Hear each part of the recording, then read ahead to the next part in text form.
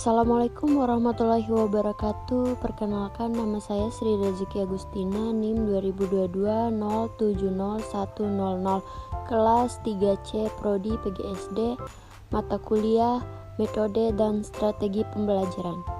Di sini saya akan menjelaskan pengertian pembelajaran berbasis kolaboratif. Pembelajaran kolaboratif adalah pendekatan pembelajaran di mana peserta didik bekerja bersama-sama dalam kelompok untuk mencapai tujuan pembelajaran.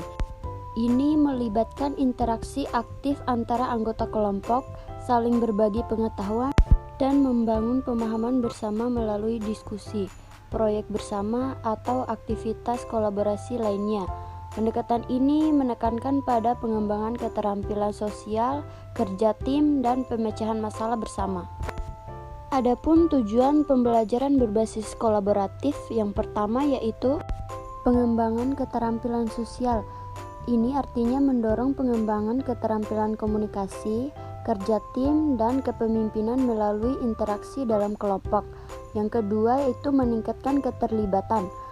Artinya meningkatkan keterlibatan siswa dengan memberi mereka peran aktif dalam proses pembelajaran. Yang ketiga yaitu pembagian tanggung jawab. Artinya mengajarkan arti tanggung jawab dan bagaimana bekerja secara efektif dalam sebuah kelompok. Yang keempat yaitu pengembangan keterampilan berpikir kritis. Artinya mendorong keterampilan berpikir kritis melalui analisis bersama, evaluasi ide, dan pemecahan masalah bersama. Adapun langkah-langkah pembelajaran berbasis kolaboratif yang pertama yaitu pembentukan kelompok. Artinya pilih atau bantu peserta didik membentuk kelompok yang seimbang dan beragam untuk memaksimalkan kolaborasi. Yang kedua, jelaskan tujuan bersama. Artinya tetapkan tujuan pembelajaran yang jelas dan terukur untuk dikejar bersama oleh setiap kelompok. Yang ketiga yaitu pembagian peran. Artinya tentukan peran dan tanggung jawab masing-masing anggota kelompok, mendorong kolaborasi yang efektif. Yang keempat, pengembangan keterampilan sosial. Artinya berikan ruang bagi pengembangan keterampilan sosial seperti mendengarkan, memberi umpan balik, dan bekerja sama. Yang kelima, rancangan tugas kolaboratif. Artinya desain tugas atau proyek yang membutuhkan kontribusi aktif dari setiap anggota kelompok untuk mencapai hasil yang diinginkan. Selanjutnya yang keenam yaitu fasilitasi diskusi dan refleksi. Artinya dorong diskusi kelompok yang aktif dan fasilitasi refleksi secara berkala untuk memperkuat pemahaman bersama. Yang ketujuh yaitu dukungan guru atau fasilitator. Artinya sediakan dukungan dan bimbingan saat diperlukan, memastikan bahwa setiap kelompok mendapatkan arahan yang sesuai. Yang kedelapan, evaluasi kolaboratif. Artinya evaluasi kinerja individu dan kelompok, fokus pada kontribusi positif dan identifikasi area perbaikan. Yang kesembilan yaitu umpan balik konstruktif. Artinya berikan umpan balik yang konstruktif untuk mendorong pemahaman yang lebih baik dan pengembangan keterampilan. Yang ke-10 yaitu yang terakhir yaitu sharing hasil. Artinya mendorong kelompok untuk berbagi hasil atau pembelajaran mereka dengan seluruh kelas, menciptakan pengalaman kolaboratif yang lebih luas. Adapun kelebihan dari pembelajaran berbasis kolaboratif yang pertama yaitu pengembangan keterampilan sosial. Artinya mendorong pengembangan keterampilan interpersonal, komunikasi, dan kerjasama. Yang kedua, pemahaman yang mendalam. Artinya memungkinkan pemahaman yang lebih mendalam karena siswa dapat saling menjelaskan dan mengerjakan konsep kepada satu sama lain. Yang ketiga, motivasi dan keterlibatan. Artinya meningkatkan motivasi dan keterlibatan siswa karena mereka merasa lebih terlihat dalam proses pembelajaran. Yang keempat yaitu pemecahan masalah bersama. Artinya mengajarkan siswa untuk bekerja sama dalam pemecahan masalah dan mengatasi hambatan bersama. Yang kelima yaitu perspektif beragam.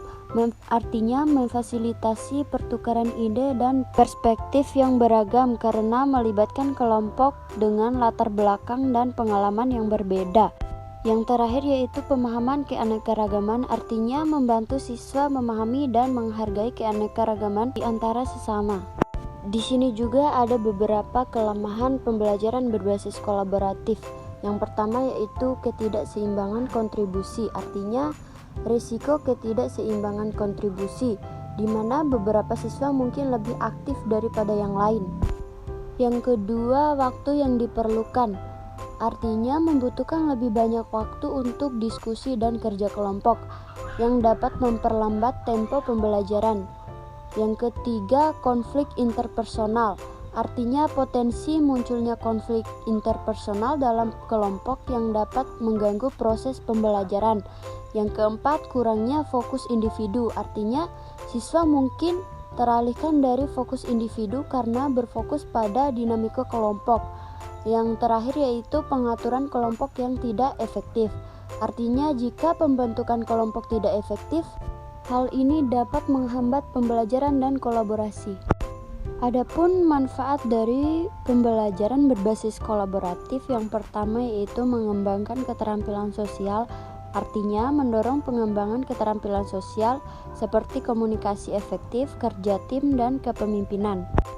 Yang kedua, pemahaman yang lebih mendalam, artinya memungkinkan siswa untuk mendapatkan pemahaman yang lebih mendalam melalui diskusi dan pertukaran ide dengan sesama. Dan yang ketiga yaitu motivasi dan keterlibatan, artinya meningkatkan motivasi dan keterlibatan siswa karena mereka merasa memiliki peran aktif dalam proses pembelajaran. Di sini dapat saya simpulkan, pembelajaran kolaboratif menawarkan pendekatan yang kaya dan terstruktur untuk mengembangkan keterampilan sosial, pengetahuan mendalam, dan motivasi siswa. Melibatkan siswa dalam aktivitas seperti diskusi kelompok, proyek bersama, dan tugas kolaboratif yang dapat membawa manfaat signifikan. Kelebihan pembelajaran kolaboratif mencakup pengembangan keterampilan sosial, pemahaman mendalam, dan motivasi siswa.